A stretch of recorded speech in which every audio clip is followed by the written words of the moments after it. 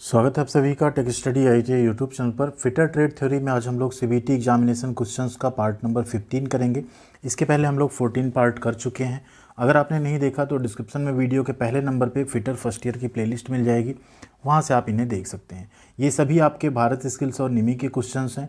उन्हीं एक एक क्वेश्चन को हम लोग अच्छे से एक्सप्लेन करके यहाँ पर स्टडी कर रहे हैं, जिससे कि आप सभी लोग ITI के एग्जामिनेशन में हमेशा अच्छा स्कोर कर सकें, क्योंकि एग्जामिनेशन में हमेशा यहीं से क्वेश्चंस पुट अप होते हैं। चैनल पर नए तो प्लीज़ सब्सक्राइब करके बेल आइकन को हिट कर लीजिएगा। एंड साथ में आपको प्लेलिस्ट जो नीचे मिलेगी डिस्क्रिप्शन में, उसमें आप देखेंगे तो एम्प्लॉयबिलिटी स्किल, वर्कशॉप, कैलकुलेशन और ड्राइंग का भी वीडियो मिल जाएगा। उसे भी आप स्टडी कर सकते हैं अगर आप एग्जामिनेशन की अच्छी तैयारी कर रहे हैं उस केस में। वीडियो को प्लीज़ लाइक और शेयर कीजिएगा, क्योंकि बिना आपके लाइक और शेयर किए वीडियो कभी भी यूट्यूब पर आगे नहीं बढ़ पाएगी। तो प्लीज़ ज़रूर सपोर्ट कीजिएगा। स्टार्ट करेंगे। इसके पहले हम लोग पार्ट नंबर जो 14 किए थे, वहाँ पे हम लोगों ने 75 नंबर तक क्वेश्चन कर लिया था आपका, क्योंकि आपका सेमेस्टर 1 और सेमेस्टर 2 दोनों मिलाकर आपका फर्स्ट ईयर बन जाता है यहाँ पे। तो सेमेस्टर 1 का पूरा PDF हम लोगों ने 265 नंबर के आसपास क्वेश्चन कर लिए थे। उसके बाद सेमेस्टर 2 के क्वेश्चन यहाँ पे स्टार्ट हैं आप सभी के लिए, इसलिए आपको सीरियल नंबर यहाँ पे 76 देखने को मिल जाएगा।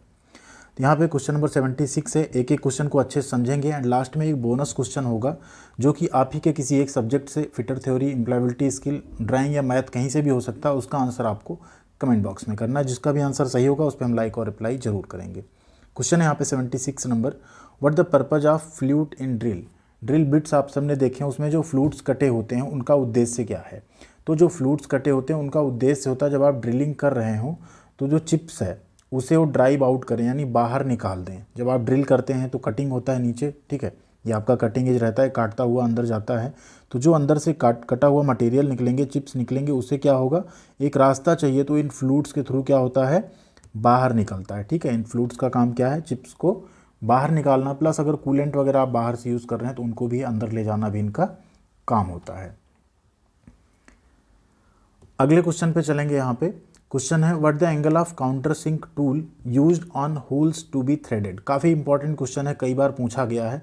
मतलब अगर किसी होल में थ्रेड होने वाला है, थ्रेड यानी चूड़ी बनाई जाने वाली है, तो जो हम काउंटर सिंक टूल का प्रयोग करेंगे उसका कोण क्या होगा। काउंटर सिंक टूल का कोण अलग अलग होता है, अलग अलग पर्पज के लिए। काउंटर सिंक क्या होता है आप सबको पता है। जैसे मान लीजिए ये कोई आपका मटेरियल है, इसमें आपने इस तरह होल कर लिया है, बट अभी आपको यहाँ क्या करनी, काउंटर सिंकिंग करनी है। तो होल का ये डायमीटर तो यहाँ तक यही रहता है। यहाँ पे हम लोग क्या करते हैं, कुछ इस तरह का चैम्फर या काउंटर सिंकिंग इस तरह से टूल होता है जिससे हम लोग करते हैं। तो इसके अलग अलग टूल होते हैं। तो ऐसा केस जहाँ पे छेद में आपको थ्रेड बनाना है, ठीक है, होल्स टू बी थ्रेडेड, वहाँ पे 120 डिग्री का काउंटर सिंकिंग टूल यूज़ किया जाता है। अब बाकी आप लोग यहाँ याद कर लीजिए। 75 डिग्री काउंटर सिंक रिवेटिंग के लिए यूज़ करते हैं। 80 डिग्री काउंटर सिंक हम लोग सेल्फ टैपिंग स्क्रू के केस में यूज़ करते हैं। सेल्फ टैपिंग स्क्रू होता है जो ऑलरेडी आप होल जब उससे करना शुरू करते हैं, उसको लगाना शुरू करते हैं, तो खुद ब खुद वो चूड़ियाँ काट लेता है उस मटेरियल में। 90 डिग्री काउंटर सिंक हम लोग हेड स्क्रू एंड डिबरिंग में यूज़ करते हैं, and for deburring. And 120 degree chamfering and हम वहाँ यूज़ करते हैं जहाँ होल्स जो है थ्रेड किए जाने में या कोई अदर मशीनिंग प्रोसेस उसमें किया जाना हो। अगला क्वेश्चन है, what is the formula to calculate the blank size of external thread. External thread मतलब बाहरी चूड़ी का जो ब्लैंक साइज आपको कैलकुलेट करना है, उसके लिए फार्मूला क्या है, जिसमें P, छोटा P जो होगा पिच होगा, एंड D होगी वो डेप्थ होगी। तो यहाँ पे आपका राइट आंसर हो जाता है, ब्लैंक साइज जो D आप कैलकुलेट करेंगे वो होता है capital D equal to D minus P/10, जहाँ D क्या है, डेप्थ है, एंड P क्या है, आपकी पिच है, थ्रेड की क्या है, पिच है। अगला क्वेश्चन है यहाँ पे, what is the name of the die. इस डाई का आपको नाम बताना है, क्या है। तो इसे हम लोग बोलते हैं हाफ डाई। क्या बोलते हैं, हाफ डाई। कई टाइप की डाई आती है, हाफ डाई आती है, रिंग डाई आती है, स्प्लिट डाई आती है, ठीक है, सॉलिड डाई आती है, एडजस्टेबल स्क्रू प्लेट टाइप की डाई आती है। तो ये आपका यहाँ पे क्या है, हाफ डाई है। इसे एडजस्ट करना काफ़ी आसान होता है, बहुत ही रोबस्ट डाई अपने आप में मानी जाती है काम करने के लिए। अगला क्वेश्चन है यहाँ पे 80 number, which type of thread the crest and roots are rounded to form a semi circle. किस प्रकार की चूड़ी के रूट और क्रेस्ट जो हैं अर्धवृत्त बनाते हैं। किसी भी थ्रेड में रूट होते हैं, ऊपर वाला जो पोर्शन होता है, और क्रेस्ट होता है जो गहरा वाला पोर्शन होता है। तो वो किस में ऐसा होता है जहाँ सेमी सर्कल बन रहा हो। तो ऐसा आपका नकल थ्रेड में पाया जाता है। किस में होता है, नकल थ्रेड में, ठीक है। एक्मे स्क्वायर थ्रेड में क्या रहता है, ऐसा स्क्वायर स्क्वायर आपको मिलेगा। नकल थ्रेड में आपको इस तरह का कुछ क्या मिलेगा, सेमी सर्कल टाइप का मिलेगा। ठीक है, फोटो यहाँ पे हम लोग देख लेते हैं। ये है आपकी नकल थ्रेड। ठीक, यहाँ दिख रहा है ना आपको सेमी सर्कल जैसा, यही है नकल थ्रेड। अगला क्वेश्चन है what 5 denotes in grinding wheel specification 41A46H5U8।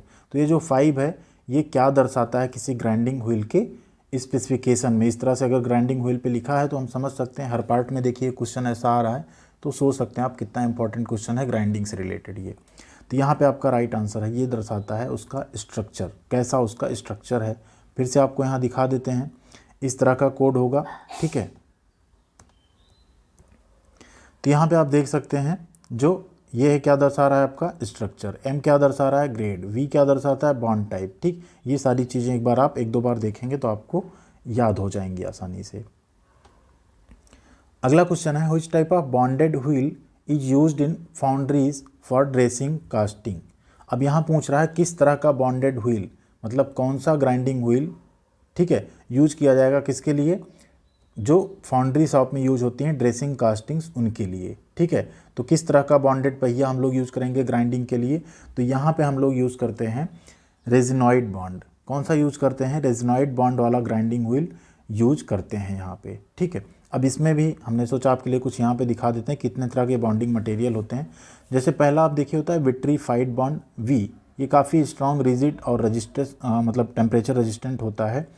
तो एंड अगला एक होता है सिलिकेट बॉन्ड जिसे एस से डिनोट करते हैं। ठीक, यहाँ पे जो है ये लिमिटेड है, इसकी limited to situation which heat generated must be minimize, मतलब जहाँ ज़्यादा हीट ना हो वहाँ ऐसे ग्राइंडिंग व्हील का यूज़ कर सकते हैं। एक रबर बॉन्ड होता है जो कि ज़्यादा फ्लेक्सिबल होता है एंड ये कट ऑफ व्हील्स में यूज़ करते हैं हम लोग। रेजिनॉइड बॉन्ड बी से डिनोट करते हैं इसे, ये बहुत हाई स्ट्रेंथ होती है, इसे हम रफ ग्राइंडिंग और कट ऑफ ऑपरेशन के लिए यूज़ करते हैं। सेलैक बॉन्ड होता है ई, इसे ये स्ट्रांग होता है बट ज़्यादा रिजिड नहीं होता, इसलिए ज़्यादा फिनिशिंग वाले कार्यों में यूज करते हैं। एक होता है मेटालिक बॉन्ड जिसे एम से डिनोट करते हैं, ये डायमंड एंड क्यूबिक बॉर्न जो नाइट्राइड होते हैं यूजली ब्रांच वगैरह उसमें इसका यूज किया जाता है। ठीक, तो इतने तरह के होते हैं, इसका आप स्क्रीनशॉट लेके रख सकते हैं, आपके आगे के एग्जामिनेशन कॉम्पिटिटिव एग्जाम में भी काम आ सकता है। अगला क्वेश्चन है question number 83, what type abrasive wheel used for grinding cemented carbide. एक सीमेंटेड कार्बाइड को अगर ग्राइंड करना है तो किस प्रकार के एब्रेसिव का उपयोग हम लोग करेंगे, ग्रीन सिलिकॉन कार्बाइड का, ग्रे एल्यूमिनियम ऑक्साइड का, वाइट एल्यूमिनियम ऑक्साइड का या ब्राउन एल्यूमिनियम ऑक्साइड का। तो राइट आंसर आपका option number A green silicon carbide का। क्या यूज करेंगे, ग्रीन सिलिकॉन कार्बाइड का यूज करेंगे। कुछ इस तरह का ग्राइंडिंग व्हील हरे कलर का आपको दिखेगा। क्वेश्चन 14 है what is the value of one vernier division of a vernier micrometer. एक वर्नियर माइक्रोमीटर के एक वर्नियर डिवीजन का मान कितना रहता है। तो एक वर्नियर डिवीजन का यहाँ पे मान होता है 0.009 mm। कितना होता है, 0.009 mm। ये है आपका वर्नियर माइक्रोमीटर। यहाँ पे पूछा जा रहा है इसके जो एक ये है इसका कितना मान होता है, उसी के बारे में यहाँ पे पूछा गया है। तो उसका मान आप लोग बताएंगे कितना, 0.009 mm। अगला क्वेश्चन है what the name of part marked as X in telescopic gauge. ये आपका क्या है, टेलीस्कोपिक गेज। ये क्वेश्चन कई बार पूछा गया, जैसे यहाँ पे पूछा गया एक्सटेंशन लेग है, ठीक है, या टेलीस्कोपिक लेग जिसको बोलते हैं। तो उसी क्रम में अब पूछा गया ये वाला पोर्शन क्या है, जो एक्स डिनोट किया जा रहा है यहाँ पे, ये पोर्शन क्या है। तो इसे हम लोग बोलते हैं प्लंजर लॉक। क्या बोलते हैं, प्लंजर को लॉक करने के लिए ये पोर्शन यहाँ पे होता है, इसे आप टाइट कर देते हैं तो प्लंजर यहाँ पे लॉक हो जाता है, फिर आप मेजरमेंट ले सकते हैं टेलीस्कोपिक गेज से। 86 नंबर क्वेश्चन है what the method of removing broken stud.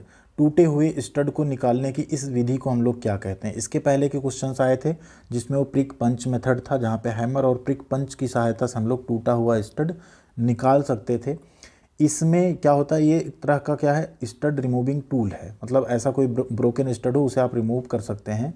तो इसको बोलते थे इजी आउट मेथड, मतलब इससे बहुत आसानी से आप टूटे हुए स्टड को जो है रिमूव कर सकते थे। यहाँ पे आप स्पैनर का यूज़ कर सकते हैं, ठीक है, ड्रिल करने के बाद आप इसे जब लगाएंगे इसमें टैपिंग करके, इससे आप आसानी से रिमूव कर सकते हैं। तो बाद में एक कंपनी ने इसको जो मैन्युफैक्चर करना शुरू किया उसने अपना ब्रांड नेम यूज़ किया EZ आउट करके या EG आउट करके, और ये इसी नाम से फिर यहाँ पे फेमस हो गया। तो इसी को हम लोग कहते हैं EG आउट मेथड। एक्चुअल में बहुत आसान होता है इससे निकालना। तो उसी EG टर्म को, जो EG की स्पेलिंग होती है आप सबको पता है क्या होती है, EG यानी आसानी से किसी चीज़ को निकालना, उसी को उन्होंने ब्रांड नेम में थोड़ा सा चेंज करके यूज कर लिया। ऐसा आपने कई बार देखा होगा, ब्रांड नेम इस तरह के यूज करते हैं। नेक्स्ट है 87 number question, why grey cast iron widely used for machine tools. Machine tools के लिए ग्रे कास्ट आयरन का व्यापक रूप से उपयोग क्यों किया जाता है? तो यहाँ पे आपका राइट आंसर है वेरी डिफिकल्ट टू मशीनिंग। ये क्वेश्चन थोड़ा सा कंफ्यूजिंग है एक्चुअल में, या तो ये क्वेश्चन कहीं ना कहीं गलत है या तो ऑप्शंस गलत दिए गए, बट आपको PDF में ये आंसर यहाँ पे सही मिल जाता है। बेसिकली ग्रे कास्ट आयरन से क्या होता है, मशीन टूल्स ना बना के जो मशीन टूल्स होते हैं उनके बेड वगैरह बनाए जाते हैं, क्योंकि ये काफ़ी ज़्यादा जो है शॉक वगैरह को एब्जॉर्ब कर सकता है। ठीक है, तो यहाँ पे बेसिकली वो होना चाहिए था, लेकिन यहाँ वेरी डिफ़िकल्ट टू मशीनिंग थोड़ा सा समझ से बाहर है। बट आप लोग इस क्वेश्चन को याद कर लीजिएगा, क्योंकि मॉक टेस्ट में भी यही है, तो अगर आता है एग्जामिनेशन में तो आप इसको लगा सकते हैं वहाँ पे। क्वेश्चन नंबर 88 है यहाँ पे, what is the tap drill size for M20x15। तो ये M20x15 नहीं है, बेसिकली M20x1.5 है। क्या है? M20x1.5, 20 साइज़ का यहाँ पे बोल्ट होगा, 1.5 यहाँ पे पिच आपकी दी गई है। तो इसके लिए टैप ड्रिल साइज का यहाँ पे पूछा जा रहा है कि आप क्या यूज़ करेंगे।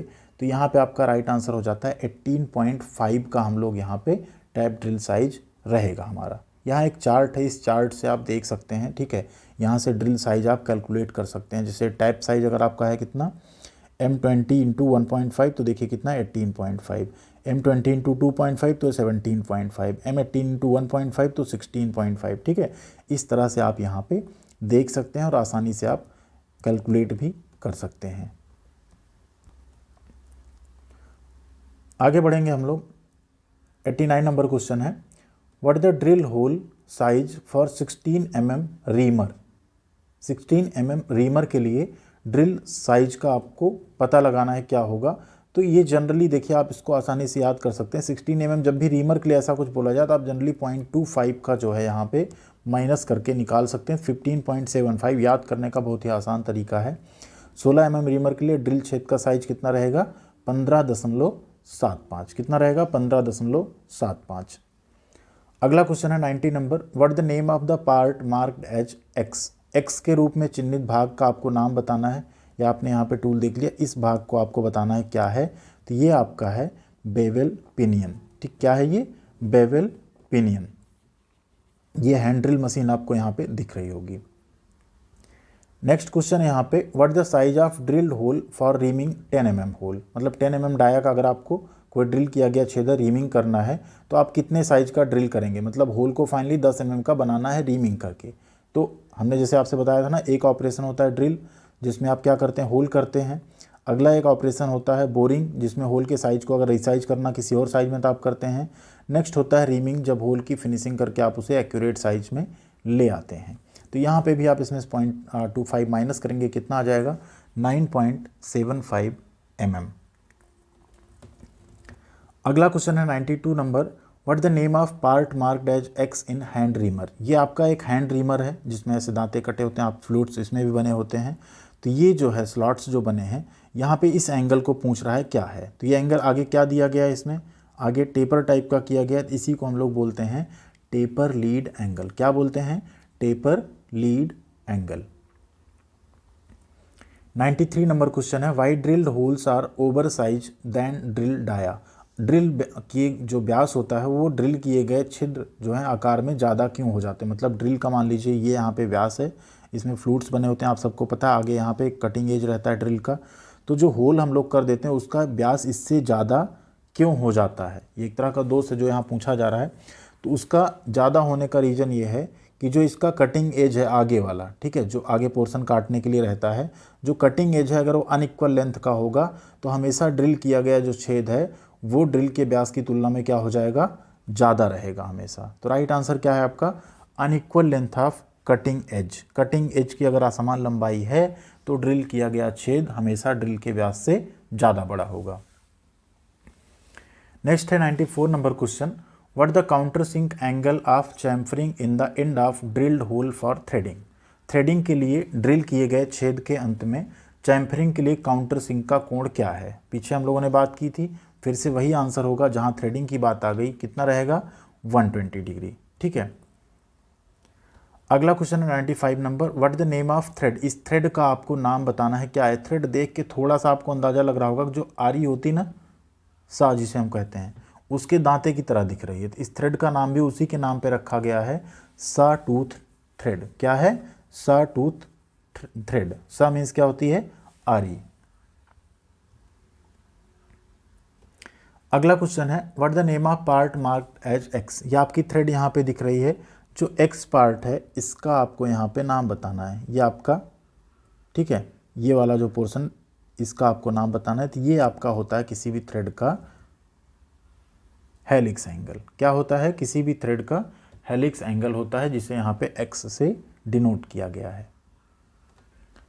क्वेश्चन नंबर 97 है, why centre screw is provided in the die stock? Die stock में जो सेंटर स्क्रू है, केंद्र वाला स्क्रू है, उसे क्यों प्रदान किया जाता है? तो डाई स्टॉक में उसे प्रदान करने का पर्पज होता है जिससे हम क्या कर सकें, एडजस्ट कर सकें। क्या? डेप्थ ऑफ कट की गहराई को, जो आप स्क्रू जो थ्रेड काटेंगे उससे, उसकी गहराई को आप यहाँ पे उस स्क्रू की सहायता से एडजस्ट कर सकते हैं। कुछ इस तरह से आपकी दिखती है डाई स्टॉक, यहाँ पे ये दोनों, ठीक है, एंड ये बीच वाला जो है, इसको हम लोग क्या कहते हैं? Central screw. क्वेश्चन नंबर 98 है, what the included angle of metric V threads? Metric V thread का इंक्लूडेड एंगल क्या होता है? तो मीट्रिक वी थ्रेड का जो एंगल होता है वो होता है आपका 60 डिग्री। कितना होता है? 60 डिग्री या 60 अंश होता है मीट्रिक वी थ्रेड का एंगल। कुछ इस तरह का आपको वी शेप में थ्रेड देखने को मिल जाती है। 99 नंबर क्वेश्चन है, what 46 represent in standard marking system of grinding wheel 32A46H8V? तो यहाँ पे 46 क्या डिनोट कर रहा है? तो हम लोग फिर से ले आएंगे अपना वाला पैरामीटर जो वहाँ पे हमने आपके लिए दिखाया था। ये क्या डिनोट कर रहा है? Grain size. राइट आंसर क्या हो जाएगा? ग्रेन साइज बता रहा है ये 46। ए क्या बताता है? टाइप ऑफ एब्रेसिव बताता है।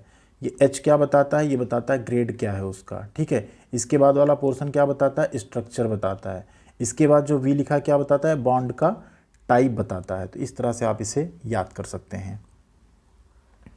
क्वेश्चन नंबर 100 है, what the tool used in grinding operation? Grinding operation में प्रयुक्त इस उपकरण का आपको नाम बताना है। तो ग्राइंडिंग व्हील का हम जब ड्रेसिंग करते हैं तो उसी में काम आता है, ये है आपका डायमंड ड्रेसर। क्या है? Diamond dresser. ठीक है, ये आपका राइट आंसर है यहाँ पे। अब आती है आपकी बारी। ये आपके वर्कशॉप कैलकुलेशन एंड साइंस से हमने आपके लिए क्वेश्चन उठाया है। क्वेश्चन है, which one is non metal? इनमें से कौन एक अधातु है? ठीक है, क्या है? अधातु है।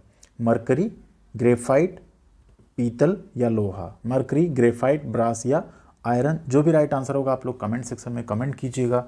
जिसका कमेंट सही होगा हम लाइक और रिप्लाई भी करेंगे उस पर। साथ में वीडियो बताइएगा कैसा लगा आपको। लाइक ज़रूर कीजिएगा, शेयर भी कीजिएगा, साथ में चैनल को सब्सक्राइब कर लीजिएगा।